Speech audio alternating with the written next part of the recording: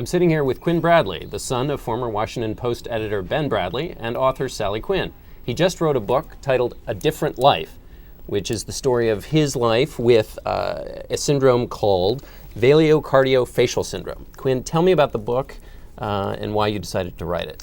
Well, the name of the syndrome is velo-cardio-facial syndrome. All right. Don't worry about it. And but it's known as VCFS, for VCFS. those who mispronounce it like me. Yes, and a lot of people do because nobody knows about it, and it's so weird because, like you said, it's the second most common syndrome after Down syndrome, and you would think people would know something like that, but they just have no idea that it's out there. And that's part of what the book's about, isn't it? For a long time, you were going through medical procedure after medical procedure because it affects your heart, your throat, your speech, all these different pieces, and people didn't know, so for a long time you were in the dark about this, right? Yeah, there's people, I get emails all the time saying, we spent, just like you and your parents, 14 years, I'm going to doctor, and they don't know what's wrong with it. They think there's, he's epileptic, and he's not, and, and then there's Dr. Robert Sprenchen of Syracuse, New York. And he has saved everybody's life. Because all these people email me, what can I do? And I had to say, well, just go to Dr. Robert Sprenchen. He's the expert on this.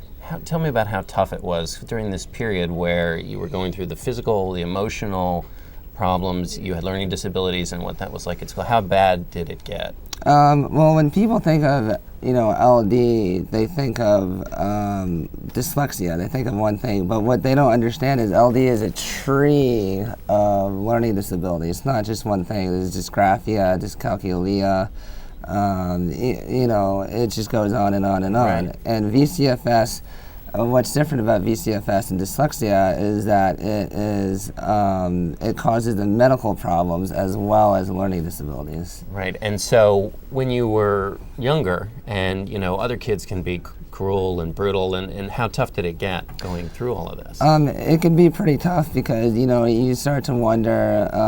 You think everything you do is normal because you don't know any better, and then you go to a special school for kids who have learning disabilities, and yet you see other kids teasing other kids with learning disabilities, and you're at a special school, and you just go, wait a minute, what's going on here? And I think the reason why kids tease other kids is because they will see that, if they tease other kids, then people will say, oh, well, he's teasing me, so he doesn't have it. They do it to hide their, learning disabilities. Right.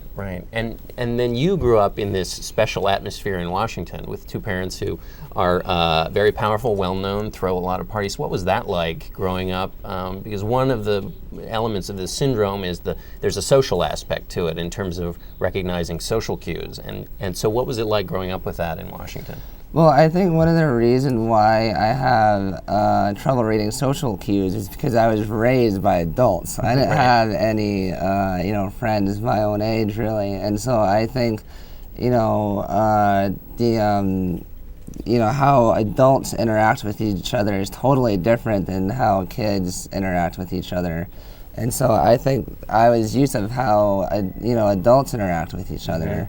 And so my mom's friends, which also led me to being attracted to older women as well. And, because all my mom's girlfriends would come over and there were all these hot older women.